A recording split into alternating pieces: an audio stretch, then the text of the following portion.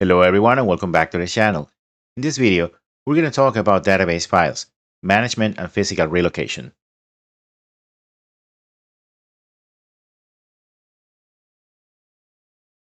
Now I'm going to mention some basic requirements that you need to be aware of before moving database files. Number one, you need to use an existing location on your computer or network, meaning you need to validate before you do the process. Number two, the SQL Server service account must have the necessary file system permissions. Number three, if the SQL Server service account does not have the proper permissions, you'll still be able to physically move the database files. It will not stop you from doing that. But you get an operating system error 5 access denied message from the SQL Server instance. Number four, to execute the move database files, and I'm talking about the SQL account that you're going to use within SQL Server Management Studio, the SQL account requires at least one of the following roles or permissions: sysadmin, db underscore creator, db underscore owner, or alter any database. This last one is a server level permission. Now I'm going to show you a list of the databases that I have on this SQL Server instance. For that, I'm going to execute this query against sys.databases. Let's take a closer look. As you can see, all of my databases have a status of online. And we're going to focus on this particular database called corporate data underscore east1. This database has a database ID 5. Each database has a unique database ID. We need to take account of this information when we do the process. Let's see why. Okay. Now, let's see the information about the database files for corporate data underscore east1. For that, we're going to run a query against sys.master underscore files. This query has a where clause, which specifies the database underscore ID. Okay, let's widen this column and let's take a closer look. There it is. Corporate data underscore east1 has only two files. One is located on the F drive. You can see the full path and name here. This is a primary database file. And the other one is on the G drive. You can see the full path and file name here. We can also see this information physically if you want to by going to the File Explorer, which we're going to do now. Let's take a closer look. And this is the G drive. And you can see the corporate data underscore east1 underscore log, which is for the transaction log. And if we look at the F drive, we can see the file for the primary data. You can differentiate one from the other because they have an extension. One is LDF and the other one is MDF. Okay. If we want to, we can also see the space available on those drives. We're going to run this query against database ID 5 and see that information. Let's take a closer look. As you can see, for the F drive, we have plenty of space. We have 99.98% available. Also for the G drive. Basically, these are very empty databases with just a few tables. We can see this information also by going to the File Explorer, as I'm going to show you now. If I go to the File Explorer and I take a closer look, I can also see the same information that I got on SQL. I just wanted to show you another way to get it from SQL Server Management Studio as well. Okay. If we want to, we can also see all available space on my server. In this case, I'm going to run an extended store procedure called xp underscore fixed drives. This will bring back information about all of the available space on all drives on my server. This is represented in megabytes. As you can see, these are all my drives, but we're going to focus on the F and the G drive.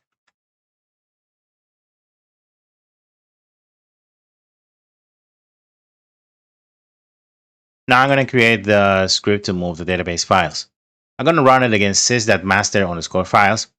And it has a where clause where I specify database underscore ID equals 5 and the alter parameters that I require. Once I run that, I need to copy the outcome of the script to the next step, which is down here. Now we need to give it some human readable format because we're still humans. Okay. And we're done. Let's take a closer look at what it does.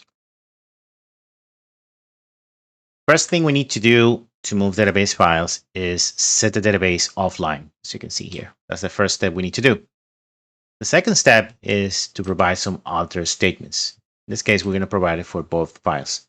The alter database statement that we're going to provide requires the logical name and the physical name of the file, including the whole path.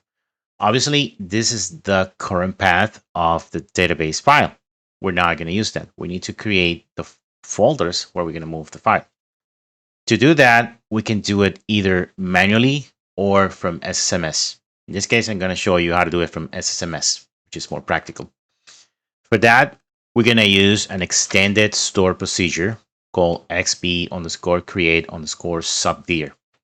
The way it works is that you pass on a parameter. In this case, you pass the full path of the folder and subfolders that you want to create.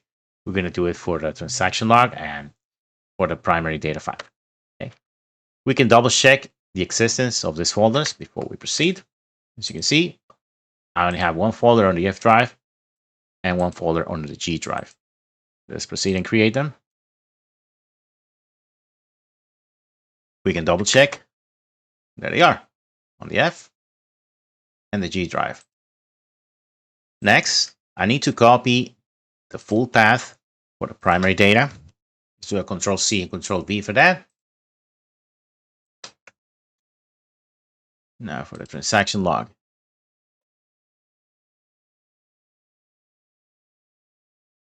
Okay, that is ready. Next, we need to provide the proper permissions to each folder. The permissions or security have to do with the SQL Server Services account. If you're not sure what's the name of your SQL Server Services account, you can go straight to SQL Server Configuration Manager. Let's take a closer look like this. And on the left side, you have an option called SQL Server Services. On the right side, it will show you your SQL Server account, which is right here on the Login As column. Here's my SQL Server instance. This is the only instance that I have. That's why it's called MS SQL Server. And the account is called SQL Admin. It's a local account. You can tell because there's no domain name prior to that. Okay. Now let's go back to the folder. And let's work with the permissions. To do that, we right click on it. We go to Properties.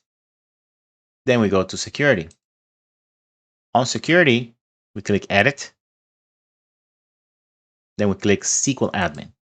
Okay. Once there, below that, you have the permissions. You have Allow and Deny. We're going to click on the Allow column, specifically on the full control. We're going to click OK. And then OK. We're ready on the F. Now let's do G drive. Same process. Right click. Nope. Right click. Properties. Security. Edit. Click on SQL Admin. Full control and allow. Okay. Okay. Okay. We're done with that. Now, the next step is to run the script. When we run the script, we need to move the files manually. After that, we need to set the database back online and do some testing.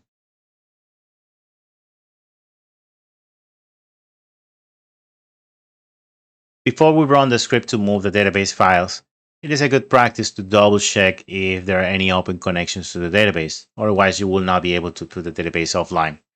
For that purpose, I have this script right here, which will check for any open connections, specifically to corporate data _ east 1. You can run this script on your SQL Server machine and check all the connections to it. All you need to do is comment these 2 lines here. Now, let's run the script and see how many connections we have. Okay, we have 1 connection. See, there's 1. It's right there. And I can see the login name as well. Now we're going to run a SQL Server store procedure. It's very popular. It's called sb_who2. This one will show me all the connections that I have to my SQL Server machine. Let's run it. Let's do an expansion of the columns. Let's do a close-up as well. Okay. We're going to pay attention to SPID column and DB name column. Okay. Now let's do scroll down until we see corporate data underscore east1. And there it is.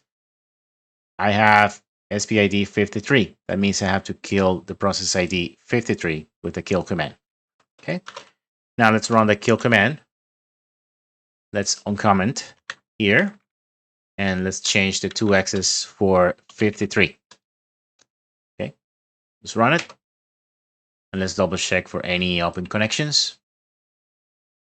No open connections. Now we can run the MoveDatabaseFiles script. Now we proceed to set the database offline.